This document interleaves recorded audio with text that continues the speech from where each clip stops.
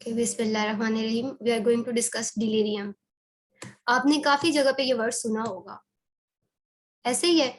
हम लोग काफी जगह पे सुनते हैं कि पेशेंट को जो है वो डिलीरियम में चला गया है, लेकिन होता क्या है डिलीरियम?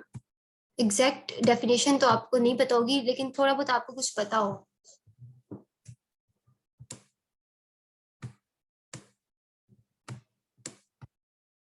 कौन से पेशेंट जाते हैं डिलीरियम में, या किस फेज को कहते हैं, कैसा पेशेंट होगा?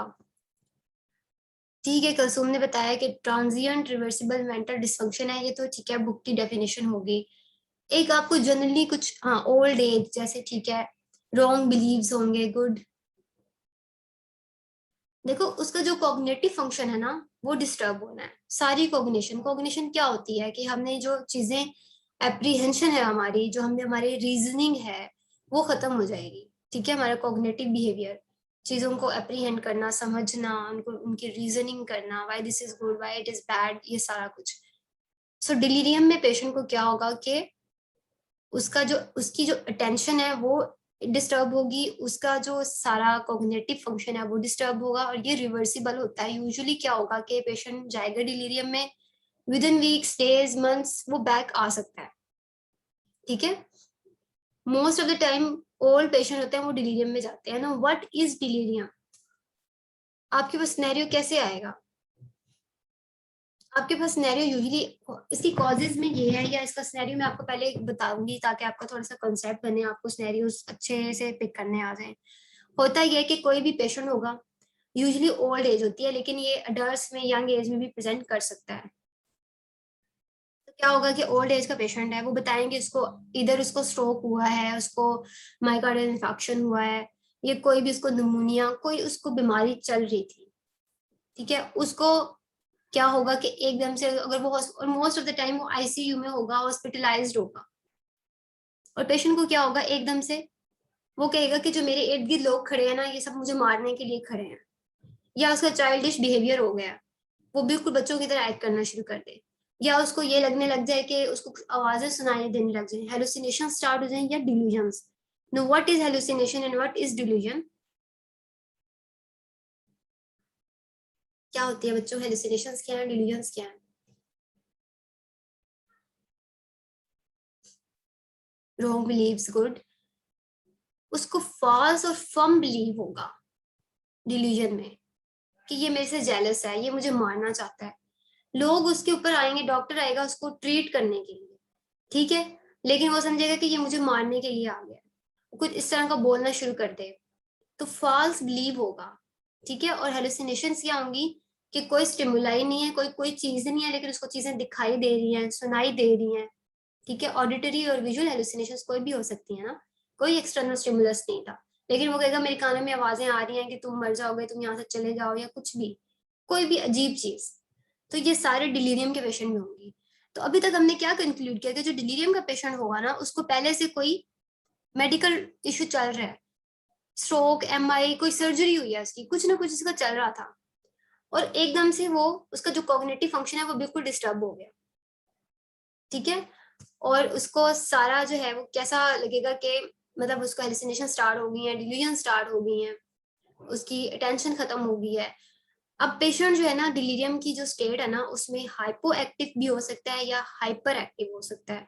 जैसे हम हाइपो हाइपरथायराइडिज्म पढ़ते हैं ना, तो हाइपो हाइपर एक्टिविज्म क्या होगा कि अगर वो हाइपो हो गया है एक्टिव, तो वो बड़ा स्लगिश सा हो जाएगा, गुमसुम सा रहने लग जाएगा, उसके बिहेवियर में चेंजेस आ जाएंगी, बिल्कुल अलग थलग रहने लग जाएगा, इंटरेक्ट नहीं करेगा पेशेंट्स के साथ, अपने घर वालों के साथ। अगर वो हाइपर एक्टिव हो गया है, तो आप लोगों ने अक्सर बल्कि घरों में भी अपने बीमार बुजुर्ग देखे होंगे कि एकदम से उनको गुस्सा आ गया है, और कहेंगे कि ये तुमने यहाँ क्यों रख दिया, ऐसे क्यों कर दिया है। सो ये स्टेट होती है डिलीरियम की, एकदम से बंदे को एजिटेशन, एग्रेसिवनेस, उसकी स्लीप डिस्टर्ब हो गई। ठीक है, उसका सारा साइकिल डिस्टर्ब हो गया, वेकफुलनेस आ गई पेशेंट के अंदर, हाइपर एक्टिव हो गया है। So this is also state of delirium. आवाज सिर्फ नुसरत को ठीक नहीं आ रही है, बाकी सबको भी ठीक नहीं आ रही? क्लियर है मेरी आवाज? Okay, so basically it's a syndrome. हमने इतने सारे सिम्टम्स पढ़े हैं ना इसके, तो ये सिंड्रोम है, ये कोई एक मतलब चीज नहीं है, इसके अंदर क्या होगा कि ट्रांजिएंट होगा, यकदम होना है, इसमें एक्यूट अटैक्स होते हैं, और रिवर्सिबल होगा। रिवर्सिबल कैसे होगा कि पेशेंट जो है वो वापस अपनी सिचुएशन में आ सकता है, अपनी नॉर्मल पोजीशन में। कॉग्निटिव डिसफंक्शन, कॉग्निशन कि क्या उसको जो उसकी सारी एप्रीहेंशन है, चीजों को समझना और उनकी रीजनिंग करना, उसके जो स्किल्स हैं वो सारा कुछ डिस्टर्ब हो जाएगा। अब उसने लिखा कि ये बहुत कॉमन होता है, स्पेशली जो है ना जो ओल्डर हॉस्पिटलाइज्ड पेशेंट होते हैं ना, जो लंबे अरसे से हॉस्पिटल के अंदर जिनका स्टे होता है। देखो हॉस्पिटल के अंदर रहना भी एक बहुत बड़ा मेंटल ट्रॉमा होता है, आपके ऊपर प्रेशर होता है कि आप घर से दूर हो, बाहर मरीजों को आप अपने सामने मरता हुआ देख रहे होते हो जब हॉस्पिटलाइज्ड होते हो, ठीक है, जो पेशेंट वहाँ पे हॉस्पिटलाइज्ड है उनकी बात हो रही है। और क्या क्या होगा कि उनको जाहिर है वहाँ पे ऐसा घर वाला माहौल तो मिल नहीं रहा, उनकी स्लीप वैसे भी डिस्टर्ब रहती है, उनकी डाइट डिस्टर्ब रहती है। तो ये सारी चीजें जो अल्टीमेटली पेशेंट को डिलीरियम की तरफ लेके जा सकती हैं, और इसकी काफी ज्यादा मोर्टेलिटी है डिलीरियम की और कॉम्प्लिकेशंस हैं। व्हाई, क्या हो सकता है पेशेंट को मोर्टेलिटी कैसे बढ़ेगी, कॉम्प्लिकेशंस कैसे बढ़ेंगी अगर एक पेशेंट है वो अपने सेंसेस में नहीं है सही से, ठीक है। Suicidal rate is one of the cause. और क्या हो सकता है, और ये भी हो सकता है कि बंदा खड़ा है और वो गिर गया है, उसकी कोई फॉल्स गुड गिर गया है वो, ठीक है, उसको हेड ट्रॉमा हो गया है, फ्रैक्चर्स हो गए हैं, ओल्ड एज में फ्रैक्चर्स होना इट्स अ कर्स, इतना फ्रैक्चर को डील करना, ब्लड लॉस हो जाता है और सारा कुछ, पहले बेडरिडन पेशेंट है ऊपर से फ्रैक्चर हो जाए, हेड ट्रॉमा हो जाए, तो ये सारी चीजें किसकी तरफ लेके जा रही हैं, हाई मोर्टेलिटी और कॉम्प्लिकेशंस की तरफ। सो जब भी डिलीरियम का पेशेंट आएगा ना बच्चों, तो पहले उसका हमने रिस्क फैक्टर जरूर देख लेना है। हमारा जो पहला मकसद होगा डिलीरियम के पेशेंट में, एक तो हमने ये आइडेंटिफाई करना है कि ये पेशेंट डिलीरियम में है, वो कैसे करना है, वो आगे मेथड्स हैं कुछ, आपको सिर्फ मेथड्स के नेम्स आने चाहिए, you should know names only, इतनी डिटेल नहीं करनी कि हमने कैसे पता करना है कि ये डिलीरियम का पेशेंट है, बस आपको पता चल जाए कि ये डिलीरियम है। दूसरे नंबर आपने देखना है कि पेशेंट डिलीरियम में गया क्यों है, रिस्क फैक्टर्स क्या थे डिलीरियम के, ये आपका डेविडसन का ही टेबल है, तो इसमें उसने कुछ लिखे होंगे जो प्री डिस्पोजिंग या प्रेसिपिटेटिंग फैक्टर्स हैं, किस किस वजह से पेशेंट डिलीरियम के अंदर। एक तो हमने कहा कि ओल्ड एज है पेशेंट को, जो ज्यादा रिस्क पे हैं कि क्या कौन से लोग डिलीरियम में जाएंगे, ठीक है। ओल्ड एज है, डिमेंशिया है पेशेंट, पहले ही उसे भूलने की बीमारी है, पहले उसका कॉग्निटिव फंक्शन इम्पेयर है। फ्रेलिटी मतलब फ्रिजाइल है, वो वीक है। सेंसरी इम्पेयरमेंट है, यूजुअली किन में होती है, डायबिटिक्स में होती है ना। और पॉलीफार्मेसी क्या होती है बच्चों की, ढेर सारी मेडिकेशंस ले रहा है, मेडिकेशंस के साइड इफेक्ट से भी जा सकता है डिलीरियम के अंदर वो। रीनल इम्पेयरमेंट है, रीनल इम्पेयरमेंट होती है तो क्या होता है बॉडी के अंदर, इंकैफ में जाता है ना पेशेंट, यूरेमिक इंकैफ में, इंकैफ्लोपैथी जो हम कहते हैं, यूरेमिक और दूसरी हेपेटिक, तो यहाँ पे यूरेमिक में जाएगा, ठीक है। और क्या हो सकते हैं प्रेसिपिटेटिंग फैक्टर्स, उसको कोई बीमारी रही है, उसकी रिसेंट सर्जरी हुई है, आपके पास जब भी सिनेरियो आएगा ना वो आपको बताएगा बैकग्राउंड के पेशेंट था, वो उसको निमोनिया चल रहा था, या उसको कोई यूटीआई चल रहा था, या उसकी रिसेंट सर्जरी हुई है, कोई डिहाइड्रेटेड पेशेंट था, वार्ड के अंदर वो आया है, पहले वो ठीक था, उसका ये हम ट्रीटमेंट दे रहे थे, अचानक से उसको जो है ना डिलीजन स्टार्ट हो गई हैं, वो कहेगा मुझे कुछ सुनाई दे रहा है, या ये लोग मुझे मारना चाहते हैं, या कुछ भी कोई फास्ट बिलीव उसको आ गया। सो ये क्या होगा, डिलीरियम। यकीनन तौर पे वो बता देंगे कि पेशेंट हॉस्पिटलाइज्ड है, उसको पहले से कोई बीमारी चल रही है या मेडिसिन ले रहा है, तो सारे हमने रिस्क फैक्टर्स आइडेंटिफाई करने हैं। अब और क्या हो सकता है कि चेंज इन एनवायरनमेंट, वार्ड का एनवायरनमेंट हो सकता है वो कहीं बेहतर फील कर रहा हो, उसका एनवायरनमेंट चेंज कर दें, वार्ड चेंज कर दें, कुछ इस तरह का हो। सेंसरी डिप्रीवेशन है उसको, कि डार्कनेस या नॉइज, वार्ड्स में हमें पता ना कि बहुत ज्यादा, बच्चे कॉज इसका नहीं पता, अभी हम इसकी पैथोफिजियोलॉजी पढ़ेंगे, एग्जैक्ट कॉज डिलीरियम की नहीं पता, कुछ थेरीज हैं हम आगे डिस्कस करेंगे, ये हमारे रिस्क फैक्टर्स देखने पहले। अच्छा, अब मेडिकेशंस हैं ओपियाइड्स और साइकोट्रोपिक्स, तो हमने नॉन ओपिएट जो है ना पेन किलर्स ऐसे पेशेंट्स में देने होते हैं, क्योंकि ओपियाइड से पेशेंट का मजीद डेटोरेशन का चांसेस होता है। उसके अलावा डिहाइड्रेशन में है, पेन में है, कॉन्स्टिपेशन, ये सारी चीजें आपने ये चीजें वैसे कॉन्स्टिपेशन और ये सारा कुछ आपने हेपेटिक इंकैफ में भी पढ़ा होगा ना कि ऐसे पेशेंट्स जो हाइपोक्सिया और ये सारी चीजें इंकैफ को भी मजीद बढ़ाती हैं। सो ये पेशेंट के जो डिलीरियम की स्टेट है उसको भी बढ़ाएंगे, डिहाइड्रेशन है, पेन, कॉन्स्टिपेशन, यूरिनिक एथराइजेशन है, ठीक है, और हाइपोक्सिया, फिर कोई भी ऐसी चीज जो पेशेंट को इरिटेट कर रही है या पेशेंट के कंफर्ट जोन को खराब कर रही है, पेशेंट इज नॉट कंफर्टेबल, ये सारे जो है ना रिस्क फैक्टर्स होंगे फॉर डिलीरियम। अब इसकी पैथोफिजियोलॉजी अनक्लियर है, हमें नहीं पता कि डिलीरियम क्यों हो रहा है पेशेंट्स के अंदर। कुछ ये कहते हैं कि हमने स्ट्रेस हार्मोन, हमें पता है एक्यूट इलनेस होती है तो कॉर्टिसोल रिलीज होता है बॉडी के अंदर, एपिनेफ्रिन और एपिनेफ्रिन आते हैं बॉडी के अंदर, स्ट्रेस हार्मोन्स है ना। तो उसने कहा कि शायद ये जो स्ट्रेस आया है एक्यूट इलनेस में, उसमें कॉर्टिसोल ज्यादा रिलीज हो गया, उसकी वजह से पेशेंट डिलीरियम में चला गया है, या जो है वो कोलिनर्जिक न्यूरोट्रांसमिशंस जो हुई हैं वो ज्यादा हो गई हैं टॉक्सिक इंसल्ट की वजह से। सो ये दो इसकी थ्योरीज हैं, बट एग्जैक्ट हमें जो है इसकी पैथोफिजियोलॉजी वो अनक्लियर है। क्लियर है यहाँ तक आपको कि डिलीरियम है क्या, उसके रिस्क फैक्टर्स क्या हैं? पैथोफिजियोलॉजी तो हमें वैसे ही नहीं पता। ओके, अब हमने देखे, मैंने आपको बताया कि दो चीजें हमने देखनी है। पहले तो हमने ये देखना है फर्स्टली कि हमने डायग्नोज करना है कि ये डिलीरियम ही हो। अच्छा, डिलीरियम का डिफरेंशियल डायग्नोसिस क्या बनेगा? एक पेशेंट है वो पहचान ही नहीं पा रहा चीजों को, ठीक है, उसके स्किल्स, उसकी इम्पेयरमेंट, उसकी कॉग्निशन इम्पेयर हुई है, उसकी apprehension, reasoning, dementia, good. Delirium और डिमेंशिया दोनों साइड बाय साइड है बच्चों। जब भी पेशेंट डिलीरियम या डिमेंशिया में होगा, हमने दोनों को डिफरेंशिएट जरूर करवाना है, इधर इट इज डिलीरियम और डिमेंशिया। मैं भी आपको एक स्लाइड दिखाऊंगी, उसमें हम क्लिनिकली भी देखेंगे, और बाकी कुछ टेस्ट होते हैं, टेस्ट के सिर्फ आपने नेम करने हैं, वो आपने ज्यादा डिटेल्स नहीं करने, लेकिन आपको क्लिनिकली मैं बता दूंगी। आवाज की प्रॉब्लम, अब कुछ लोग, एक दो लोग कह रहे हैं आवाज की प्रॉब्लम है, बाकी सबको क्लियर है। अब मुझे समझ नहीं आ रही कि आपके एंड पे है या मेरे एंड पे है। काफी लोगों ने कह दिया कि आवाज क्लियर है। ओके, पहले हमने कह दिया कि फर्स्टली हमने डिलीरियम का डायग्नोज करना है कि है क्या डिलीरियम, डिलीरियम है या डिमेंशिया है। दूसरा हमने कहा है कि कोई ना कोई प्रिसिपिटेटिंग फैक्टर जरूर है, तो हमने उस फैक्टर को जरूर देखना है।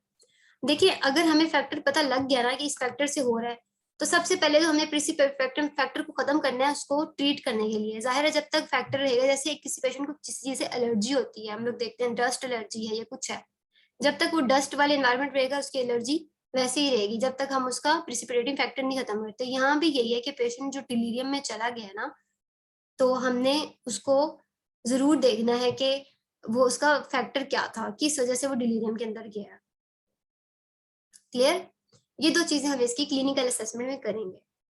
ओके, बुक में डिटीज में इसने डिप्रेसिव, सूडो डिमेंशिया, हाँ डिमेंशिया और डिसोसिएटिव डिसऑर्डर्स दिए हुए हैं, ठीक है।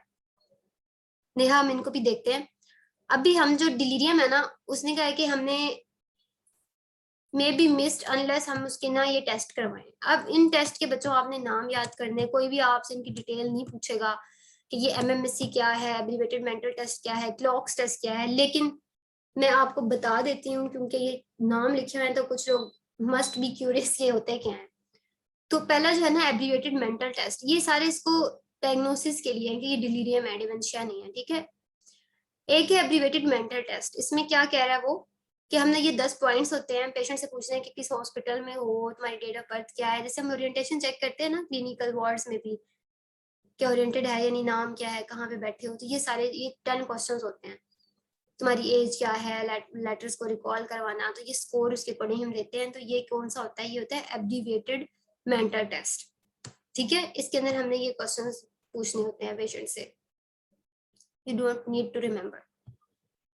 दूसरा होता है क्लॉक्स टेस्ट ना, क्लॉक्स में हमने से क्या कहना है, इसे कहना है कि तुम जो है ना ये जो लिखा हो ना 145 के, ऐसा टाइम ड्रॉ करो कि क्लॉक के ऊपर 145 हो गया। So you would try to draw it. अगर वो सही से कर लेते हैं ड्रॉ, जो भी पेशेंट्स होते हैं, तो उनका हम उसके अकॉर्डिंग स्कोरिंग कर देते हैं। तो ये कौन सा है? क्लॉक्स टेस्ट है। और थर्ड वन इज एमएमएससी। बच्चों टेस्ट ये है, एक है एब्रीवेटेड मेंटल टेस्ट, इसमें हमने 10 क्वेश्चंस करने होते हैं, कहाँ हो हॉस्पिटल में, और घर कहाँ है, एज क्या है, वो ये है, आपने ये याद नहीं करने। उसके बाद क्लॉक टेस्ट में हमने से कहना है कि क्लॉक ड्रॉ करो और उसके ऊपर टाइम जो है ना वो होना चाहिए 145, ठीक है, 145 का टाइम। उसके बाद अगर तो वो ड्रॉ सही कर लेता है, उसके अकॉर्डिंग हम उसको स्कोर करेंगे। फिर होता है minimum mental state examination, MMSC. ये क्या होता है? इसमें ये देखिए हमने विजुअल स्पेशल, उसकी लैंग्वेज, उसकी कंसंट्रेशन, उसकी मेमोरी रिकॉल और ओरिएंटेशन, ये सारी चीजें चेक करनी होती हैं एमएमएससी के अंदर। आपको चाहे कुछ भी इसके बारे में ना पता हो, सिर्फ नेम याद रखें, क्योंकि ये आपके काम का ही नहीं है, आपके लेवल का ही नहीं है ये। हाँ, जो लोग साइकियाट्रिस्ट बनना चाहते हैं, जो कि इंटरेस्टेड हैं, वो ये चीजें देख सकते हैं और कर सकते हैं। ठीक है, इसमें बस हम देखेंगे कि पेशेंट की लैंग्वेज, कंसंट्रेशन, उसके लिए कुछ क्वेश्चंस होते हैं, उनके आगे से पॉइंट्स होते हैं, हम उनको टास्क देते हैं कि आप ये करें, इस तरह कुछ रिपीट कर दें या कुछ लिख दें, कुछ बना दें, तो सारा कुछ। अच्छा, अब एक है कंफ्यूजन असेसमेंट मेथड, ये आपकी बुक में भी टेबल बना हुआ है। उसने कहा है कि अगर हमने एक्यूरेटली इसको डिफरेंशिएट करना हो ना डिमेंशिया के साथ से, ठीक है, तो उसके लिए हम क्या करवा रहे हैं, confusion assessment test. I don't think so कि आपको ये टेबल भी याद करने की जरूरत है, क्योंकि ये नहीं आएगा एग्जाम में आपसे, वो क्यों पूछेगा ये। ठीक है, अगर पूछ भी ले तो ये इजी सा है, ये आप कर सकते हो, इसमें कोई मुश्किल बात नहीं है।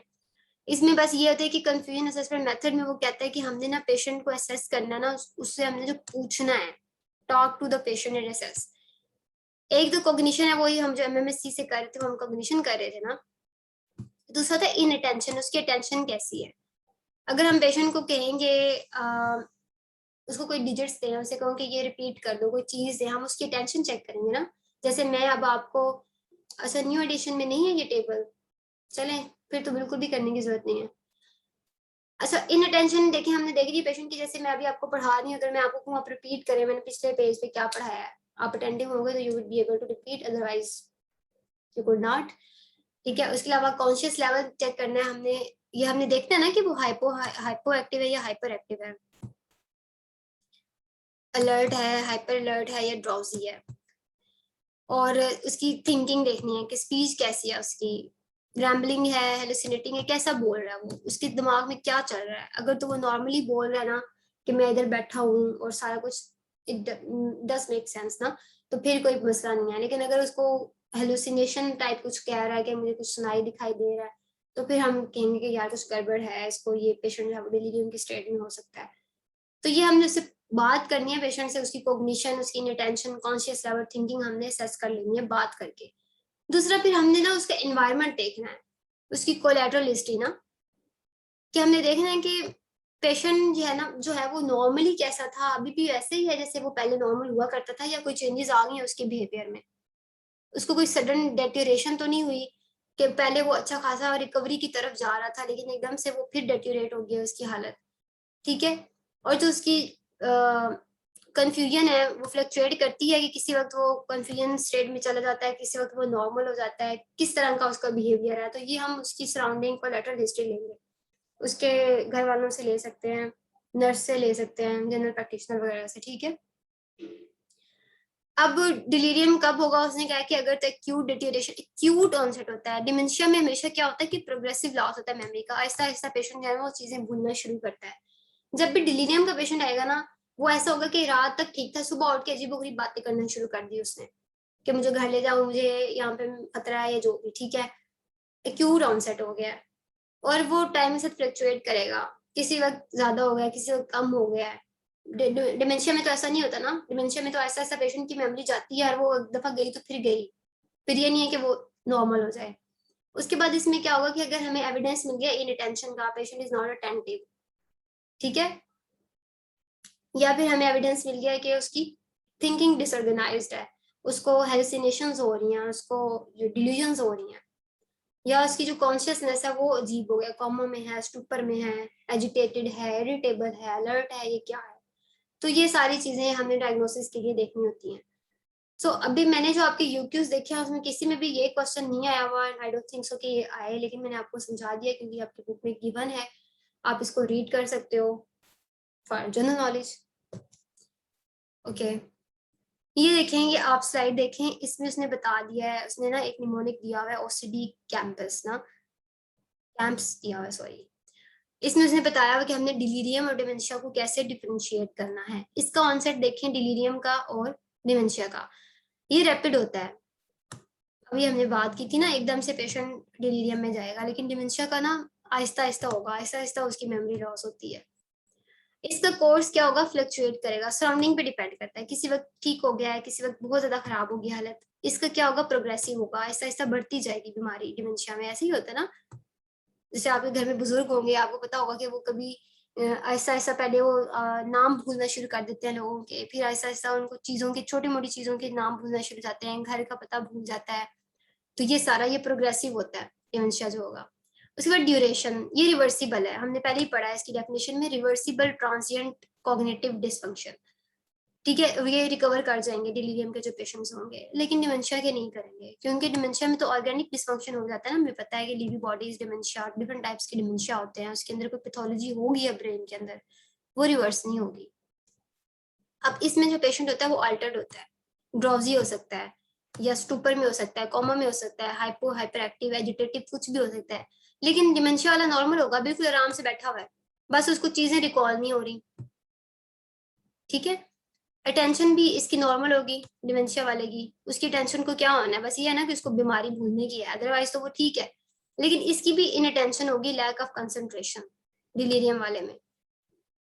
वो बिल्कुल ऐसी स्टेट में होगा कि he is not able to recall और एप्रीहेंड एनीथिंग। फिर मेमोरी भी हमें पता है कि इसकी इमीडिएट रिकॉल नहीं कर पाएगा, इमीडिएट वाली मेमोरी रिकॉल कर लेगा डिमेंशिया का बंदा। अगर से अभी बताएंगे ना कि ये दो बच्चे हैं या इनका ये नाम है, तो वो सब वो रिकॉल कर लेंगे थोड़ी देर बाद, ठीक है, दिनों के बाद अगर वो भूल जाए तो भूल जाए। लेकिन जो डिलीरियम वाला है वो समझ ही नहीं सकेगा, उसको पता ही नहीं लगेगा अच्छा ये दो नाम थे, रिकॉल भी नहीं कर सकेगा, कंसंट्रेशन ही नहीं होगी उसकी। फिर साइकोमोटर में नॉर्मल होगा ये जो डिमेंशिया वाला है, लेकिन ये हाइपो हाइपर एक्टिव हो सकता है। और हमें साइकिल भी पता लग गया, देखो जो स्लीप साइकिल है ना, डिमेंशिया वाला बंदा तो ठीक से सो रहा उठ रहा है, लेकिन इसका जो है ना का अच्छा खासा खराब होगा डिलीरियम वाले पेशेंट का। अब वो काफी फैक्टर्स भी देखे हमने, जो इन्वायरमेंट होता है वार्ड का, अगर तो वहां पे नॉइस है या कोई भी ऐसा है। ठीक है बच्चों, ये आपने पॉइंट्स याद नहीं रखने, आप लोग बस इसको एक दफा समझ लो कि अगर डिलीरियम और इसका अगर वो कहीं आपको सिनेरियो में या कहीं पे भी वाइवा में या कहीं पूछ लें आपसे कि डिलीरियम डिमेंशिया को कैसे, क्योंकि इसकी डीडी आ गई है ना, तो हमें पता होना चाहिए। ठीक है, मोटर फंक्शंस इटसेल्फ इनकी वजह से डिस्टर्ब नहीं होंगे, जो ट्रेमर्स आएंगे या कुछ और होगा ना, वो फिर जैसे हम पार्किंसनिज्म में पढ़ लेते हैं, या कोई एक कोई स्पेसिफिक ब्रॉड टर्म होगी, कोई और भी ब्रेन की पैथोलॉजी साथ में हुई है, तो उसके अंदर फिर मोटर फंक्शन जो है ना वो डिस्टर्ब हो जाएंगे पेशेंट के, अदरवाइज नहीं होंगे। ठीक है, ये कॉज पे डिपेंड करता है ना कि डिलीरियम डिमेंशिया हो क्यों रहा है। अगर पेशेंट को स्ट्रोक हो गया है, स्ट्रोक की वजह से वो डिलीरियम में गया है, तो हो सकता है वो पूरा पैरालाइज्ड हो, लेकिन डिलीरियम इटसेल्फ मोटर फंक्शन को कुछ नहीं करेगा। अच्छा, अब देखें, ये आगे उसकी हम क्लिनिकल असेसमेंट पढ़ रहे थे ना पीछे, कि हमने देखना है कि उसकी ये सारी हम असेसमेंट ही कर रहे हैं अभी तक, बीमारी क्या है और इसको डिलीरियम ही है। ओके, तो जब हम पेशेंट को देखेंगे तो क्या होगा, हमें पता होगा कि उसको फिजिकल इलनेस है, इन्फेक्शन है या स्ट्रोक, उसको कुछ है मसला। उसके अलावा हमने इससे ना ड्रग्स की हिस्ट्री जरूर लेनी है, क्योंकि बहुत से हम देखे ओपियाइड्स हैं और एंटीसाइकोटिक्स जो एंटी इस तरह की ड्रग्स हैं, बहुत सारी ड्रग्स जो है वो प्रिसिपिटेट कर सकती हैं इसके फैक्टर्स को। अल्कोहल की हिस्ट्री लेनी है, अल्कोहल विड्रॉल सिंड्रोम जो होता है वर्निक्स-कॉर्सैकॉफ के अंदर, उसमें भी हम पढ़ते हैं ना कॉन्फिब्रिलेशंस होती हैं और पेशेंट जो है वो अल्टर्ड स्टेट में जाता है। तो हमने अल्कोहल हिस्ट्री जरूर लेनी है, अल्कोहलिक्स की। ड्रग्स की हिस्ट्री जरूर लेनी है, कोई उसने पहले ड्रग्स ले रहा और सडन से उसने विड्रॉ तो नहीं की ड्रग्स, जैसे कुछ लोग स्टेरॉइड्स ले रहे होते हैं एकदम से वो छोड़ते हैं, तो वो फिर उनको जो है वो अल्टर स्टेट में जा सकते हैं। तो ये सारा हमने उससे हिस्ट्री ले लेनी है और उसको हमने क्लिनिकली असेस कर लेना है पेशेंट को। अब एग्जामिनेशन पे हमें देखना क्या क्या है। अब ये आपकी बुक में टेबल बना हुआ है, ठीक है, उसने बताया हमें कि ये सारी कॉजेज हैं, क्या क्या है, इन्फेक्शन, इन्फेक्शन में क्या है, निमोनिया, यूटीआई। ये आपको पूरी अलग से याद करने की जरूरत नहीं है। आप लोग ऐसे करना कि बस एक ब्रॉड सा जो है ना मोटा मोटा सा याद कर लेना, जैसे ये वाली जो ये पॉइंट्स लिखे ना कि इन्फेक्शन हैं, मेटाबॉलिक डिस्ट्रॉफी, ये सारे पॉइंट्स याद करो। और ये तो आपको खुद ही पता होना चाहिए कि इन्फेक्शन है, इन्फेक्शन में क्या क्या हो सकता है। मेटाबॉलिक डिस्टर्बेंसेस है तो सारी, जब रीनल इम्पेयरमेंट होगी तब मेटाबॉलिक होंगी ना, हाइपोग्लाइसीमिया, हाइपोक्लीमिया, इनकैप, ये सारा कुछ। टॉक्सिक इंसल्ट कब होगी कि ड्रग्स ले रहा था कोई ऐसी जिससे टॉक्सिसिटी हुई है, या हमने स्टेरॉइड्स विड्रॉल, अल्कोहल विड्रॉल, ये सारा कुछ। ओपिएट्स लिया उसने, बेंजोडाइजेपिन्स ले रहा था। फिर एक्यूट न्यूरोलॉजिकल कंडीशंस में वही स्ट्रोक आ गया, हिमाटोमा, हेमरेजेस, ब्रेन की कोई ऑर्गेनिक पैथोलॉजी आ गई है, ठीक है। और हाइपोक्सिया हो गया पेशेंट को। ये सारे इसके प्रिसिपिटेटिंग फैक्टर्स थे ना। अब हमें देखना है कि ये फैक्टर्स किस किस वजह से हो सकते हैं, क्या क्या हो सकता है, तो पेशेंट डिलीरियम में जा सकता है। हाइपोक्सिया हुआ तो पल्मोनरी एम्बोलिज्म है, नमूनिया, एडिमा, ये सारा कुछ हाइपोक्सिया करवाएंगे। अब मुझे बताएं, पेशेंट को नमूनिया, यूटीआई या कोई स्किन इन्फेक्शन, कोई भी इन्फेक्शन है, हमने डायग्नोज कैसे करना है, कौन से टेस्ट करवाएंगे? फाइनल ईयर के स्टूडेंट को तो ये चीजें क्लिनिकली पता होनी चाहिए, इन्फेक्शंस में क्या है, मेटाबॉलिक डिस्टर्बेंस में क्या है, हमने टेस्ट कौन से करवाने हैं। You don't have to make a रट्टा आउट ऑफ इट ना, कि हम इसको पूरा रट्टा लगाएंगे, ये चीजें हैं। गुड, हमने इन्फेक्शंस के लिए सीबीसी करवाएंगे, उसका एक्सरे करवाएंगे, चेस्ट को पता लगे नमूनिया की वजह से है, किस वजह से है, सीआरपी, ब्लड कल्चर्स, गुड। उसके बाद हम मेटाबॉलिक रीनल इम्पेयरमेंट है, तो जाहिर है जब भी रीनल रीनल की क्या, हम रीनल फंक्शन टेस्ट में क्या, आरएफटीज में क्या करवा लेते हैं, यूरिया इलेक्ट्रोलाइट्स करवाते हैं ना, एलएफटीज देख लेंगे। बाकी उसके हमने देख लेना है सारा, कैल्शियम देख लेना है। अब ये टॉक्सिक ड्रग्स के लिए तो जाहिर है फिर हमने ड्रग्स लेवल ही करवाने हैं, इसका तो कोई और टेस्ट हो नहीं सकता। स्ट्रोक के लिए क्या, सीटी ब्रेन करवाएंगे, देखेंगे हेमरेजिक कौन सा स्ट्रोक है, या फिर हम दो ही टेस्ट होते हैं ना, सीएनएस में हम दो ही पढ़ लेते हैं, एक हम सीटी पढ़ लेते हैं, दूसरा हम लंबर पंक्चर पढ़ रहे होते हैं, ऐसे ही है। और हाइपोक्सिया है, आजकल तो हाइपोक्सिया इतना कोविड चला है, सब में पल्स ऑक्सीमेट्री से हम चेक कर रहे होते हैं, या फिर एबीजीज करवा लेते हैं, एक्सरे करवाएंगे चेस्ट का और ईसीजी। इसमें कोई मुश्किल बात समझ आ रही है आपको टॉपिक की, किस तरह हमने स्टार्ट किया है, क्या क्या हमने इससे रिस्क फैक्टर्स पढ़े हैं। अब वो क्वेश्चंस आपका पूछता है ऐसे ही ना कि प्रेसिपिटेटिंग फैक्टर्स बताएं, फिर आपने ये लिखने हैं। आपके पास क्वेश्चंस आए हुए हैं ऐसे यूनिवर्सिटी क्वेश्चंस, ठीक है। प्रेसिपिटेटिंग फैक्टर्स क्या हैं, आपने इन्वेस्टिगेशंस कौन सी करवानी है, तो आप अभी देख लो, आपने ऐसे जाके एग्जाम में लिखनी है, कोई जरूरत नहीं रट्टा लगाने की सब चीजों की। खुद ही देखो, इन्फेक्शन है तो क्या करवाएंगे, मेटाबॉलिक डिस्टर्बेंसेस है तो क्या करवाएंगे, ये सारा कुछ ऐसे ही याद करना है। और जरूरी भी नहीं कि आप हूबहू ऐसा पूरा छाप के आओ, नहीं। अच्छा, अब मैनेजमेंट जो है ना, बहुत ही सिंपल और बहुत ही जो है ना वो कॉमन सेंस है, इसके अंदर कुछ भी स्पेसिफिक चीज नहीं है। अभी हमने बात की थी कि सबसे पहले हमें क्या पता हो कि पेशेंट को मसला क्या है, डिलीरियम है, और हमने कॉजेटिव जो उसका प्रेसिपिटेटिंग फैक्टर है वो देखना है। तो बस वही चीज है, पहले सबसे पहले हमने उसकी मैनेजमेंट, अंडरलाइन कॉज को देखना है, उसको रिमूव कर देना है, सही हो गया। दूसरा हमने देखना है कि जिस जिस वजह से उसकी जो है कंफ्यूजन, डिसोरिएंटेशन बढ़ रही थी ना, अगर तो एनवायरनमेंट उसको अफेक्ट कर रहा है, नॉइसेस उसको अफेक्ट कर रही हैं, तो हमने उसको एनवायरनमेंट, उसको प्लेजेंट एनवायरनमेंट देना है, फ्रेंडली एनवायरनमेंट देना है। जो जो चीजें उसको जो कंफर्टेबल कर सकती हैं उस वक्त हमने उस पेशेंट को करना है। उसके बाद अगर तो वो देख नहीं पाता, सुन नहीं पाता, हमने उसके जो एड्स हैं, स्पेक्टेकल्स हैं या हियरिंग एड्स हैं, वो उसके पास हो, उसको लगे हुए हो। ज़ाहिर एक पेशेंट वैसे ही एग्रेसिव एजिटेटेड हुआ है, ऊपर से ना वो देख पा रहा है ना सुन पा रहा है, वो मजीद उसकी कंडीशन खराब होगी, ठीक है। फिर नर्सिंग केयर देनी है हमने, ताकि देखो अब पेशेंट ऐसे बेचारे ज्यादातर बेड रिडन होते हैं, पड़े पड़े उनके बेड सोर्स बन जाते हैं, तो हमने वो नहीं बनने देने। अगर वो खड़े होते हैं तो वो गिरने के चांसेस हैं, गिरने नहीं देना। अब ये नर्सिंग केयर है ना, पेशेंट तो खुद अपने आप को तो ऐसे होते हैं कि ना तो वो, उनको ड्रिप्स चल रही होती हैं हाइड्रेशन के लिए, पानी पी नहीं सकते, न्यूट्रिशन भी उनकी सारी टीपीएन जा रहा होता है, टोटल पैरेंटल न्यूट्रिशन जा रही है, या कॉन्टिनेंस है, यूरिनरी कैथेटराइजेशन हुई है, तो ये सारा क्या आ जाएगा, नर्सिंग केयर में आएगा ना। और ये नर्सिंग कौन करता है, ये सारी नर्सेज नहीं करी होती, हाउस ऑफिसर्स कर रहे होते हैं, हाइड्रेशन को, न्यूट्रिशन और ये कॉन्टिनेंस वगैरह ये सारा कुछ करना है। तो मैनेजमेंट में क्या हो गया कि स्पेसिफिक ट्रीटमेंट में क्या है कि हमने अंडरलाइन कॉज को रिमूव किया, उसकी उसको अच्छा इन्वायरमेंट देना है, नॉइसी इन्वायरमेंट नहीं होना चाहिए, उसकी हियरिंग, स्पेक्टेकल्स, एड सारा कुछ उसके पास हो, और उसकी नर्सिंग केयर अच्छी होनी चाहिए। अब अंडरलाइन कॉज जाहिर है, अगर हमें पता चल गया नमूनिया, उसके अकॉर्डिंग ट्रीट करेंगे, स्ट्रोक है उसको ट्रीट करेंगे, ड्रग्स ले रहा था उसको खत्म करेंगे। उसके बाद कहता है कि हम ना सिडेटिव्स ने कोशिश करनी है कि हम ऐसे पेशेंट को सिडेटिव्स ना दें। आपने हेपेटिक इनकैफ में पढ़े है ना कि सिडेटिव्स नहीं देने, पेशेंट जो है वो मजीद डिटेरियोरेट होता है। इनकैफ वाले पेशेंट फिर रहे होते हैं खड़े होके और वो कह रहे होते हैं कि हम गोली मार देंगे, हम ये कर देंगे, वो कर देंगे, लेकिन हम फिर भी उनको सिडेटिव्स नहीं दे रहे होते। क्यों? क्योंकि उनकी मजीद कंडीशन जो है वो डिटेरियोरेट हो सकती है। तो डिलीरियम में भी यही चीज है, हमने सिडेटिव्स नहीं देने अनटिल अनलेस कि बहुत ज्यादा कोई खतरा हो पेशेंट को, अपने लिए भी खतरा हो, दूसरे लोगों के लिए भी खतरा हो, ठीक है, फिर हम उसको सिडेटिव्स एंटीसाइकोटिक्स दे सकते हैं। लेकिन वो बिल्कुल हमने एंड पे ऑप्शन रखना है। शुरू में अगर आपके पास सिनेरियो आए, वो पूछे ट्रीटमेंट, शुरू में आपने सिडेटिव्स नहीं लिख देना, एंड पे लिखने और बताना है कि अगर पेशेंट जो है वो बहुत ज्यादा जो है वो बिल्कुल एंड इंडेंजरिंग उसकी ऐसा बिहेवियर है कि वो खुद को या किसी और को नुकसान पहुंचा सके, तो फिर हम उसको सेडेटिव्स दे देंगे।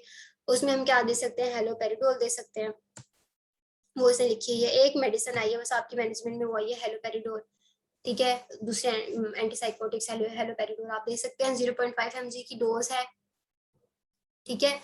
और ऑरली हमने देनी है उसको, फिर हम उसकी अगर उसको रिस्पॉन्स नहीं आ रहा तो हम डोज बढ़ा सकते हैं, ठीक है।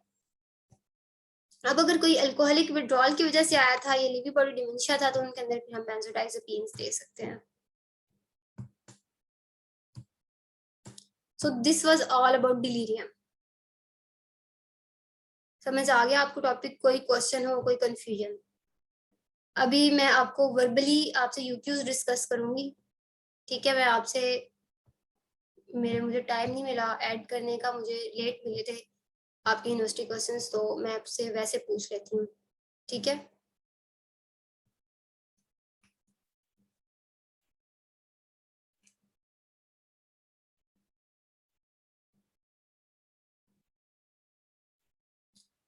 डिलीरियम जो बच्चों इंटेंसिव केयर देनी होती है, जो डिलीरियम वाले पेशेंट होते हैं वो बहुत ज्यादा पहले ही देखो ना, एक पेशेंट बहुत समझो कि वो ऐसे होते हैं कि वो समझ रहे होते हैं कि शायद हमारी किसी को परवाह ही नहीं है, अलग थलग दुनिया से, अजीब गुस्से वाले, उनको फिर बिल्कुल बच्चों की तरह ट्रीट करना होता है, उनको अच्छे से केयर देनी पड़ती है। मैंने सिर्फ आपको यही पढ़ाना है बच्चों, ये साइकेट्री। अभी मुझे सर ने यही कहा है। मैं वैसे पैथोलॉजी भी पढ़ा रही हूँ, एनटी भी पढ़ा रही हूँ फोर्थ ईयर को, और अब मैं मेडिसिन भी पढ़ा रही हूँ, तो देखूंगी अगर मैं मैनेज कर सकी तो।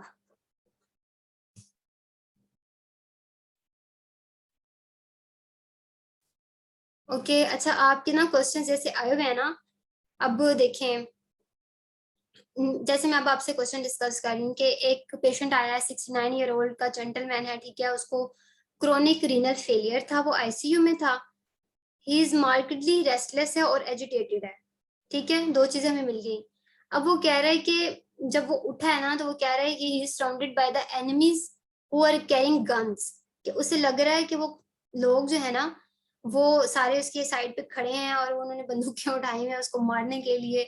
मतलब उस क्या हो रहा है, ये हेलुसिनेशंस हो रही है ना, ये डिल्यूजन्स हो रही हैं।